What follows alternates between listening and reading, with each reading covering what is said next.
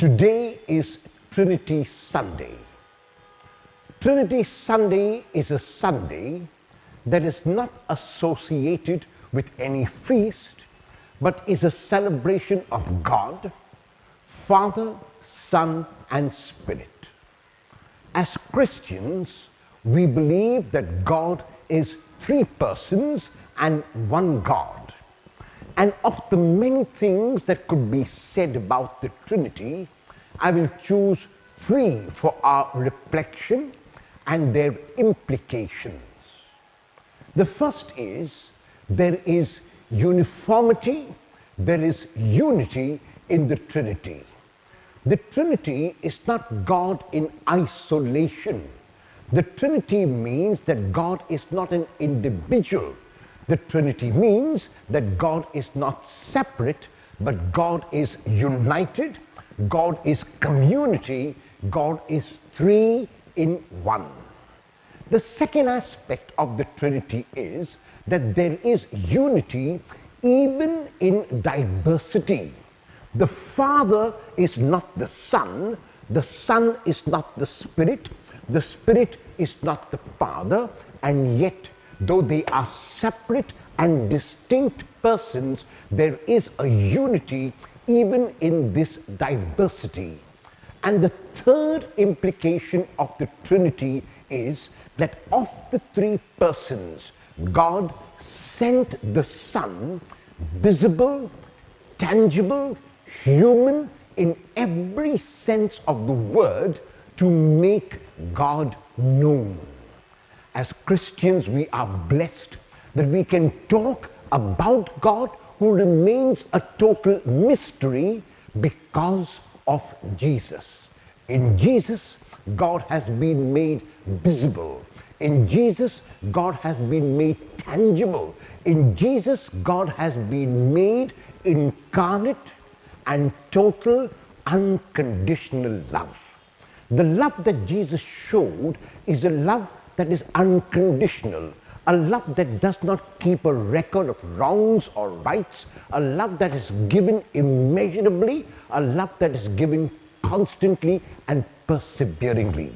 It is a love that does not hold back, a love that does not expect us to do anything to earn it. It is a love that is given gratuitously. What are the implications of these three aspects of the Trinity for each one of us today? The first is that we are not individuals. We are part of a community, living not only among ourselves, but living even in this beautiful universe.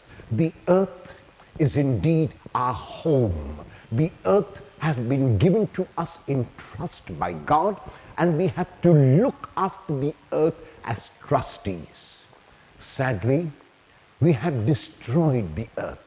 Sadly, we have abused the earth. Sadly, we have treated the earth as nothing. And that is why there is so much of suffering in the world today, because of the selfishness of a few. The haves seem to be getting more and more and more, and the have-nots have nothing and even less than nothing. This is not the state of things as God intended.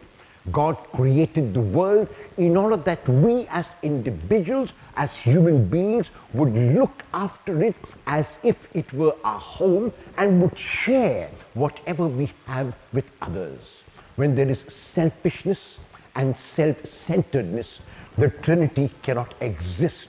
When there is a division in community between the haves and the rich on the one hand, and the have-nots and the poor on the other, the Trinity cannot exist.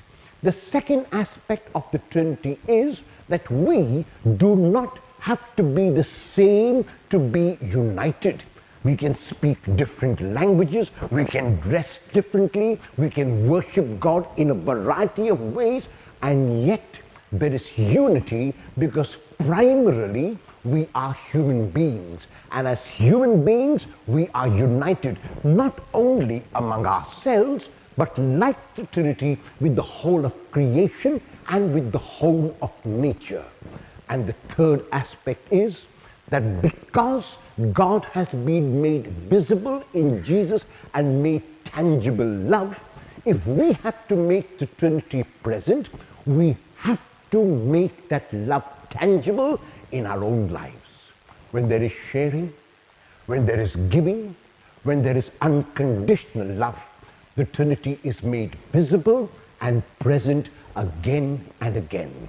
Though God will always remain a mystery and beyond our finite and small minds, yet we have the ability, we have the power, we have the courage to make God visible when we love like Jesus, unconditionally, constantly, and perseveringly. On this feast of the Trinity, 3 persons, one God, let us resolve to make God present despite our differences. Let us be aware that because we are different, we can be united. Let us love unconditionally and make God known. A happy feast of the Trinity to everyone.